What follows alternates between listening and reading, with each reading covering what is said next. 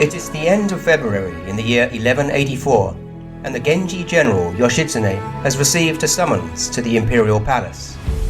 There he has been instructed to meet the retired emperor Go Shirakawa, the most powerful man in the land. Accompanied by his lieutenant Kajiwara Kagetoki, his retainer Sasaki Takatsuna, and a small group of samurai, Yoshitsune nervously approaches the audience chamber. The other men stay back as Yoshitsune alone approaches a raised dais at the end of the hall. Behind a line of imperial bodyguards sits the retired emperor, but his face is obscured by a curtain. Yoshitsune prostrates himself before the throne and hears a small, thin voice from the man behind the curtain. "Ah, my saviors! The men who drove the barbarian out of the city! I hear Kiso Yoshinaka died drowning in a field of mud. How fitting for such a despicable character. You may have seen his head on a pole as you approached the palace. I hope that will be a deterrent to anyone who would challenge the imperial family." There is a pause, and Yoshitsune realizes the emperor is waiting for him to speak. "It was an honor to pursue the traitor on your behalf," he says, "and to bring him to justice." Go Shirakawa bends to peer beneath the curtain.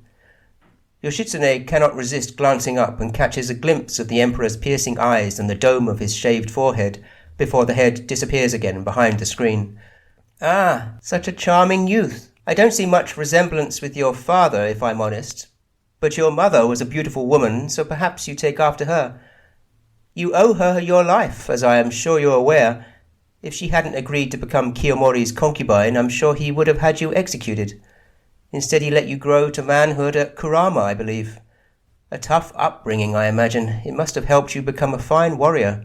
You certainly showed that by defeating your cousin. But I wonder, why did your brother Yoritomo not come personally to lead his men?" The emperor leaves the question hanging for a few seconds, then says, "Ah, of course. He is smart. He realizes that others are expendable, but he himself is indispensable. I can appreciate that. So he sends other men to fight his battles. But I wonder, Yoshitsune, do you not resent it? Some might think your brother is using you." Yoshitsune says nothing. He knows he is being tested. The emperor chuckles. "Ah, I am teasing you. Of course, you have a strong bond with your brother. I, sadly, did not. In fact, my brother, who was insane, as I'm sure you're aware, waged war against me out of spite. It is only because of your father that I was able to have my mad brother put down and exiled. Your father made a great sacrifice at that time, you know, defying his family to protect me. A brave man. But, as I am sure you can understand, I was left with no choice. I had to execute all of your uncles and grandfather and all the other Genji traitors in your family. I think your father never forgave me for that." There is another pause, and Yoshitsune says carefully, "I am sure my father was placed in a very difficult position." "Yes, I am sure you are right. But instead of accepting that, he turned against me and my advisor Shinze, and it was only with the Heike that I was able to crush his rebellion so soon after his own father's. Ah, such a waste of talent." Yoshitsune feels his face redden, and he starts to look up before he remembers he is being closely watched by the emperor's guards. The voice behind the curtain suddenly changes. "Well, now it seems the tables have turned. The Genji were once the teeth and claws of the emperor, and now it seems you may be again. Now it is the Heike who are a threat to me and to the nation. And because your barbarous cousin repelled them from our city, the Heike have taken off with the reigning emperor, still just a boy, and, more importantly, the 3 imperial treasures. And those are all that matters, Yoshitsune. The sword, the jewel, the mirror, symbols of valor, wisdom, and benevolence. 3 priceless treasures that have come down in our realm since the age of the gods. Do you know why the mirror is kept locked in its chest? It is because of what will happen to any common man who looks at it. Those not of the imperial line suffer greatly if they dare to gaze into that mirror. Your vision will fail, and blood will pour from your eyes and your nose. Just a warning, Yoshitsune. The imperial treasures belong to my family, my line of succession, and no one else. I hope your brother realizes that. Still, I am sure your brother's intentions are purely honorable, and that is why I can trust the Genji again. So I am appointing you with the responsibility of protecting the imperial line and the nation. Go forth and confront the Heike, Yoshitsune. Rescue the boy emperor if you can, but above all, you will bring me back the 3 imperial treasures. Put down the Heike, and you will receive great titles and rewards, but return without the sword, the jewel, and the mirror, Yoshitsune, and I will be disappointed.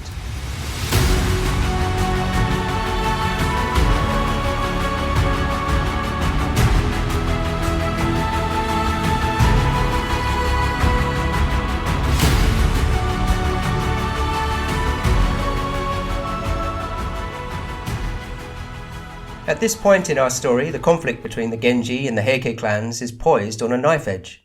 In recent months, the fortunes of the Genpei War have shifted from one side to the other. First, the Heike had almost total control. Then, after their defeat by Kiso Yoshinaka at Kurikawa Pass, the Genji were on the rise. But now, the balance of power appears to be shifting again. For months now, the Genji have been occupied with their own family feud, the rivalry between Kiso Yoshinaka and his cousins Yoritomo and Yoshitsune, which led to a series of battles that ended with Kiso's dramatic downfall. But the conflict between these Genji rivals has left an opening for the Heike to rebuild. Seeing an opportunity, the Heike have launched a series of naval attacks across the inland sea, led by their commanders Noritsune and Tomomori, and through their victories have begun to attract more and more support. Now the Heike command a force of almost 100,000 men again, more than enough to take a stand against the Genji. In the last few days, the main force of Heike has crossed the inland sea from its base at Yashima and established a fortress just to the west of their old capital Fukuhara, modern-day Kobe, at a stretch of coastline called Ichi-no-Tani. Today, the site of their fortress can still be found near Suma Beach, a popular day trip from Kobe. You can still imagine how the site looked 1,000 years ago, and it is easy to see why the Heike chose this as their base. It's a narrow strip of land that's protected by the sea to the south and steep hillsides to the north, with, as the tale of the Heike describes, steep cliffs sheer as folding screens. And so, here in this protected location, the Heike gather and build an impregnable fortress. They place a wall of boulders at the foot of the cliffs and fell mighty trees to create a ring of protection. To the south, they arrange ships beyond the shallows, side by side like a wall of shields. That then leaves just 2 access points to the stronghold, to the west and to the east, where they erect 2 fortified gates, great wooden stockades topped with lookout towers armed by their best archers. The Heike clan leader Munamori assigns a family member to command each site. To the western gate he appoints his uncle, Tadanori, brother of the late Heike warlord Kiyomori and a veteran of the First Battle of Uji. At the eastern gate, at a forested area called Ikuta Wood, the Heike send the bulk of their forces, for it is there, at the closest point to the capital, that they expect the Genji to launch their main attack. To command this vital access point, Munamori assigns his greatest military commander, his brother, the formidable Lord Tomomori. To support the defense of the gatehouse, he also sends their younger brother, Shigehira, the man who burned down the temples at Nara, and a contingent of their most battle-ready warriors from Kyushu and Shikoku. Archers are assigned to the gate towers, and lines of horses stand ready to charge into battle. Munamori expects the Genji to attack from the west or more likely the east. The cliff behind their central castle he believes is unpassable. Nevertheless, to be safe, he assigns his cousins, Generals Michimori and Noritsune, to guard the central fortress. For Munamori realizes that the fortress, although an impressive structure, was erected hastily and almost entirely of wood and is vulnerable to fire. So, to protect it, stand ready several thousand men, ready to repel anyone who is brave or insane enough to approach the camp from the cliffside known as Hyodori Ravine. Among the older members of the Heike clan are also a dozen younger members of the family, several of them just teenagers. At the gatehouses and the central fortress they stand ready, waiting with fear and trepidation as their first battle draws closer. Among them is Tomo Akira, the young son of Commander Tomomori. and a 14-year-old boy named Taira no Atsumori, both of whom, before this day is done, will achieve everlasting fame. The Heike clan leader Munamori himself prepares to observe and direct the battle from his boat off the coast. Close by, on the imperial barge, are his sister, Lady Kenremonin, and her young son, the infant emperor Antoku, just 5 years old. Also on the imperial barge, and heavily guarded night and day, are 3 boxes containing the most priceless treasures in the land: a jewel, a sword, and a mirror. And so the Heike wait for the enemy to make their move.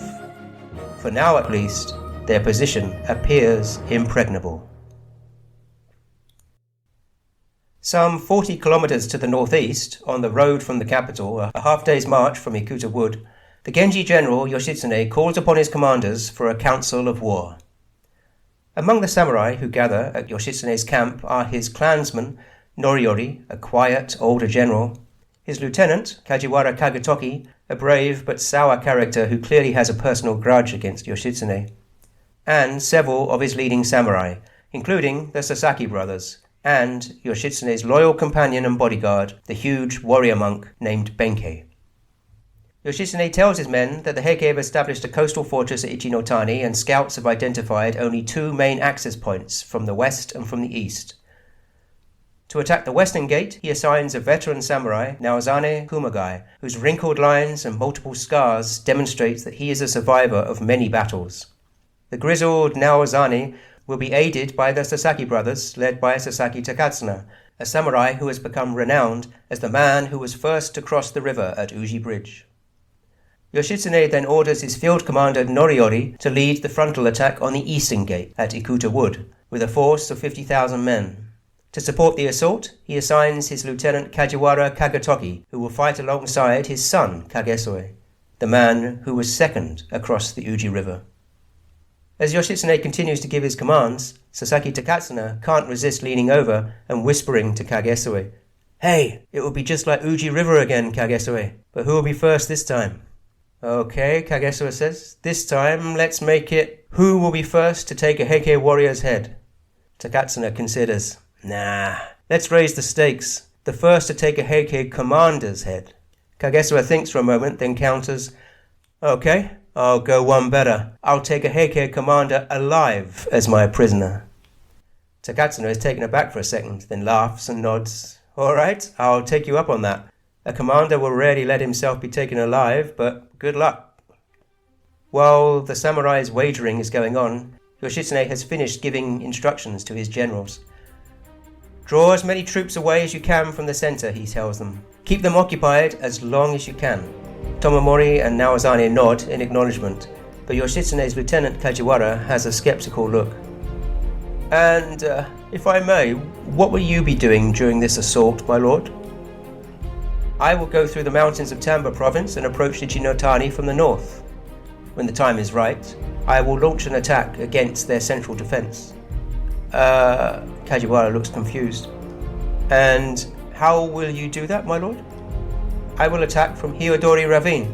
It overlooks the Heike's central command post. I will ride down with 70 men, send the Heike into panic, and take their central fort. From there, we will move quickly to rescue the kidnapped boy emperor and retrieve the 3 treasures." There is a stunned silence in the camp, and the samurai look at each other. Finally, Kajiwara laughs. "I'm sorry, my lord, but are you serious? It's impossible. I've been there. A direct assault would be madness." Yoshitsune smiles patiently at his lieutenant. "And why is that?" "Well, firstly, it's a sheer precipice. It's like jumping off a cliff. The Heike aren't stupid. That's why they've chosen that site as their base. They know it can't be approached from the north. Not only that, but the ground is broken by rocks, tree roots, patches of loose soil, and you're going down on horses? Not even a monkey can make that descent." There is now growing consternation among the troops. At this point, Yoshitsune's bodyguard Benkei strides up to Kajiwara and stares down at him. The men fall silent as the giant speaks. "That is not what I have heard. The slope is passable, and the descent is possible." Kajiwara dares to glare up at the warrior monk who towers above him. "Oh, yeah? And why do you think that?" I have met a local farmer. He says that his deer managed to make that pass. Kajiwara snorts. Deer? Well, great. I mean, if you can ride deer into battle, then we'll all be fine. There are some nervous chuckles now among Kajiwara's men. Benkei is looking for any sign from Yoshitsune to cut down Kajiwara on the spot. Yoshitsune realizes he is losing control of the council, so he intervenes. We will not be riding deer, Kajiwara. We will be riding war horses, and we will make the descent. However, the Heike, as you point out, are not idiots, and they will at least have some men stationed at the foot of the slope to guard the central camp. That is why I need you to draw their men away from the center. All I ask is that you trust me, men, and perform your duties. Attack them from the west and from the east, and I will do the rest. And we will win this battle. But we must be fast and catch the Heike by surprise. Above all, our goal is to save the infant emperor and the imperial regalia before the Heike can evacuate. Tomorrow, at the hour of the hare, that is when we will launch our attack.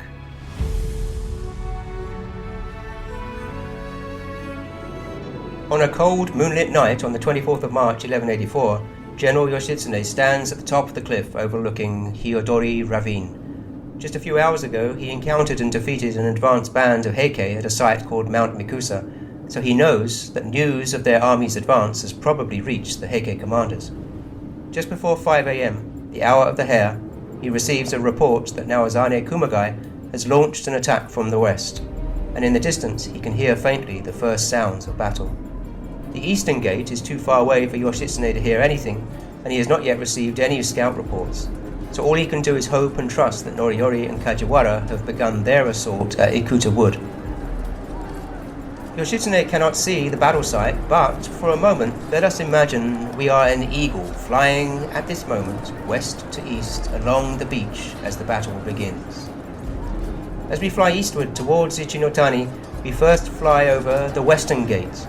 Illuminated by moonlight, we see the red banners of the Heike fluttering over the gate towers, where archers are now firing arrow after arrow against the oncoming Genji. Leading the Genji advance, we see the veteran Naozane, closely followed by the Sasaki brothers, racing to be first into battle. As we fly on, the central fortress comes into view.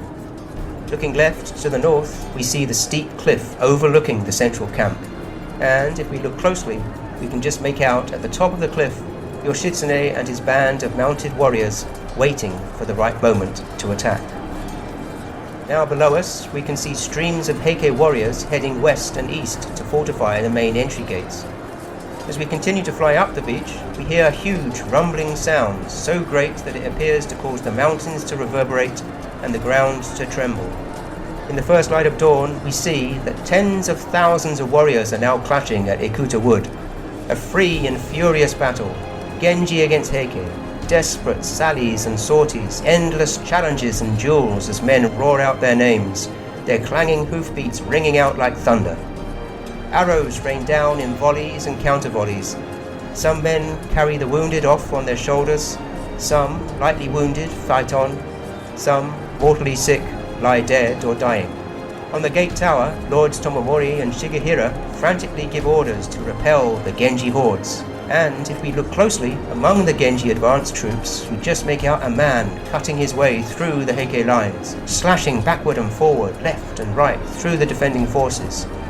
It is Yoshitsune's lieutenant, Kajiwara Kagetoki, racing forward in search of his son, Kagesue, who is now pinned against a wall. Kagesue's great warhorse, Surasumi, who took part in the race across Uji River, has been hit by a Heike arrow, and now Kagesue is fighting on foot, backed up against a 20-foot cliff, 5 attackers surrounding him, giving his all to survive. When his father arrives, together they manage to slay the 5 attackers. The father grabs his son and hurls him onto the back of his horse before riding to safety. Inspired by the Kajiwara's bravery, time and again the mounted Genji charge against the Heike defenses, urging their horses on, but Lord Tomoyori's defenses continue to resist them, the boulders that they have placed around the fortified gate proving an effective deterrent to even the most gallant Genji horsemen. The fighting at the gatehouse of Ikuta Wood is the biggest clash between the 2 great samurai clans since Kurikawa Pass, but this time it appears that the Heike have the upper hand. After witnessing the whole battle site, we might assume at this point that the fighting at Ikuta Wood is where the battle will be decided. But, as General Yoshitsune knows, what really matters in a battle is who controls the center. As dawnlight breaks through the trees, Benkei comes up to him. "My lord," he says, "it appears the Heike troops are moving. Most of their central defenders are leaving to protect the gates, especially towards the east." "Well, it seems that Tomoyori and Kajiwara have kept their promise. Benkei, I just hope the Emperor and the treasures are in the fortress, because if they're already on one of the boats, it's going to be very difficult to catch them before they retreat." As he is speaking, some movement among Yoshitsune's troops suddenly startles a deer, who panics and flees all the way down the slope to the Heike fortress below. At the base of the cliff, Yoshitsune can just see that two Heike are pointing at the deer as it emerges into the Heike camp. Yoshitsune cannot hear their conversation or see who the Heike are, but one of them is a samurai named Kiyonori, and the other is the commander Taira no Michimori, who looks in puzzlement at the deer. Well, that's weird," Michimori says. "It doesn't make sense for a deer to be running right into an army. Why would it do that? Surely it should be fleeing further into the mountains." "Well, it's okay, my lord," says Kiyonori. "At least it can help us feed the troops." With that, he shoots the stag dead with an arrow. "What did you shoot it for?" says Michimori. "It's a waste with that arrow. You could have killed a Genji with it." As the two Heike men continue their argument, at the top of the cliff, Yoshitsune and Benkei breathe a collective sigh of relief. Yoshitsune places his finger against his lips and signals for his men to prepare their assault. Benkei quietly prays to the Buddha and says, "Let's hope it will work, my lord." Yes, was Kajiwara right after all? Is this suicide? Well, there's only one way to find out.